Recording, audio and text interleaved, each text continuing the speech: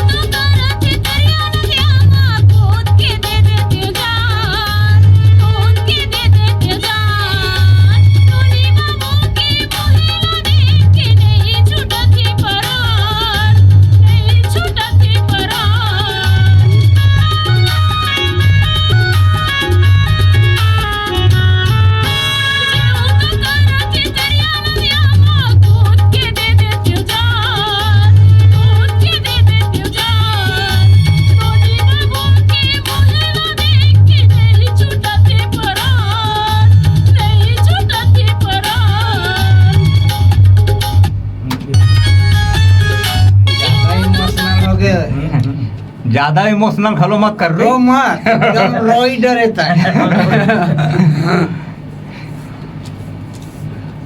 सही आंसू निकल गए का तो दिल के बात ही नहीं मां कावर के फूल लइका बन के गाना निकल वजह से बहुत ज्यादा प्रिय है मतलब। रोना भी नहीं है ठीक है इमोशनल होता है लेकिन ज्यादा वैसा करबे तो आवाज खराब लगी ना। हाँ ये सुना तो सुना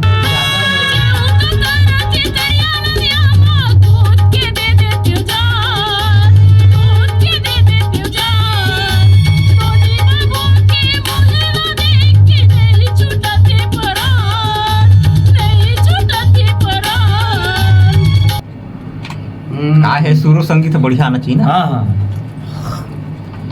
एक पिताऊ लेवा हाँ।